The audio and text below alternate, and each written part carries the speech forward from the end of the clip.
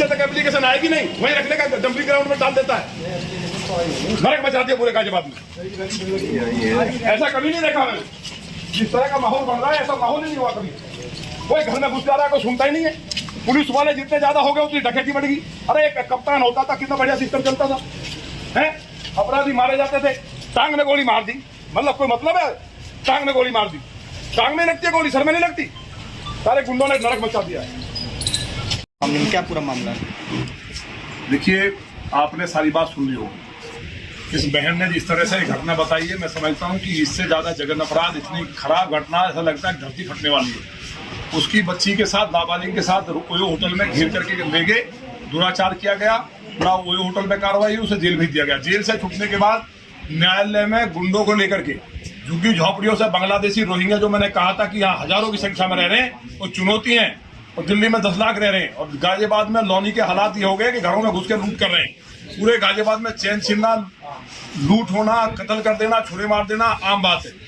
लेकिन ये जो घटना हुई है, इतनी मैं समझता हूँ कि ऐसी लौनी के इतिहास में, क्योंकि हम दिन रात लोगों को एक एक की सुनवाई करते हैं, तो जो सुनते मैंने सुना तो वो जेल चला गया। जेल से छूटने के बाद कोर्ट में जाकर के 20 गुंडे घेर लेते हैं और घेर करके कहते हैं जान से मार देंगे। बड़े मुश्किल से वहाँ बचे, कुछ पीछे से पुलिस वाले दिखाई दिए और वो वहां से हटे। और ये बेचारी आज घर पे, इसके घर को घेर लिया, और एक बार नहीं कई बार घटना होगी। लगातार कमिश्नर के पास भी गई, उनकी रिसीव कॉपी मैंने देखी है सुबह। वहां केवल क्या कहा जाता है कि इसको देख लेना। निचले वाले अधिकारी, कोई उनकी बात का पता नहीं, या तो बोल रखा है, कोई सुनता नहीं है, और वो अपने ऑफिस से निकलते नहीं है। केवल लूट मची है। हम चाहते हैं कि यह दोबारा से कमिश्नरेट सिस्टम खत्म हो, दोबारा से कप्तान सिस्टम लागू हो। गाजियाबाद के अंदर क्राइम नहीं था। पिछले 1.5-2 साल में लोग, अगर आंकड़े मंगा लिए जाए तो हाहाकार मचा है। ये कमिश्नरी सिस्टम ने पूरा बेड़ा गर्क कर दिया। कौन सलाहकार है, कौन सिस्टम को चला रहा है, कौन बना रहा है, पुलिस वाले सुनने को तैयार नहीं है। खुलेआम मुसलमान घरों में घुस जा रहे हैं गरीबों के, और हमें जाकर के खुद लड़ना पड़ रहा है। अगर हमें लड़ना है तो फिर पुलिस की जरूरत क्या है? हमने आपको कहा है, इस बेटी की व्यवस्था देखी नहीं जा रही है। इससे ज्यादा तकलीफ क्या हो सकती है? लौनी की एक एक बेटी, एक एक माँ, हमारी माँ और मेरी बेटी, मेरी बहन है, और उसके साथ दुराचार हो गया। उसके बाद घर पे जाकर के पथराव बवाल छुरा लेके जा रहे हैं कि हम मार देंगे जान से, मुकदमा वापिस ले लो।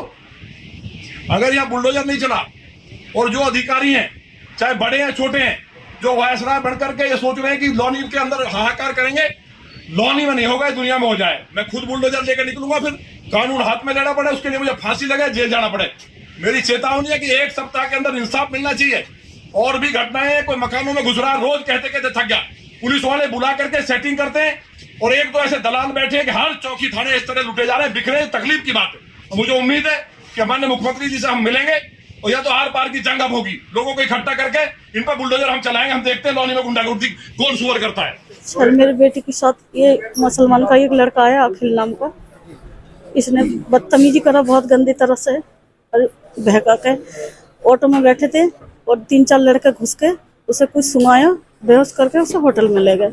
उसके साथ वीडियो बनाई, गंदे गंदे फोटो खींचा, उसे मारा पीटा, और उसे पता ही नहीं है। जब होश आया तो देखा वो कपड़े, बिना कपड़े के थे। कितने साल की लड़की मेरे 17 साल की। कितने दिन पहले ये सब कुछ हुआ? 30 सितंबर। इसमें आपके द्वारा कोई एफआईआर कराई सर। एफआईआर हमने थाने में दिए, उन्होंने कार्रवाई करे, उसे जेल में बंद कर दी।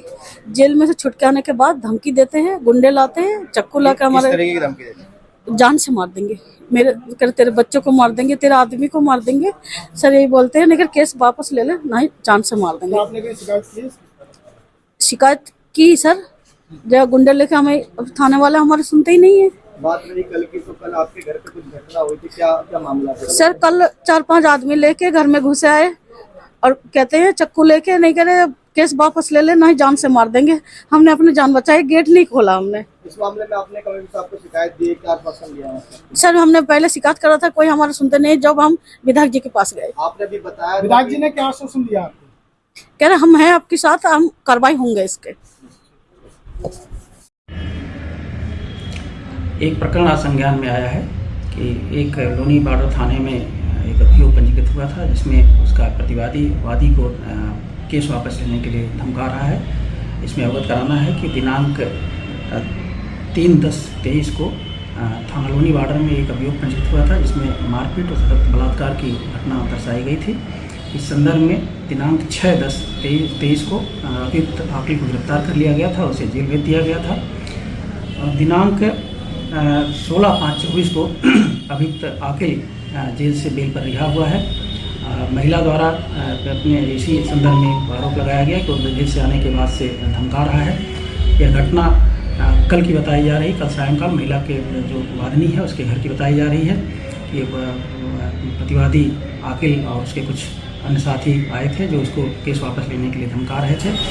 एक महिला से संदर्भ में पूछताछ की गई कि क्या इस संदर्भ में पुलिस को या 112 को किसी सूचना दी गई थी, तो महिला द्वारा इससे इनकार किया गया है। इसको बताया गया कि मेरे द्वारा पुलिस या किसी को सूचना इसकी नहीं दी गई थी। महिला से तहरीर प्राप्त कर ली गई है और अन्य वैधानिक कार्रवाई उसके आधार पर करवाई।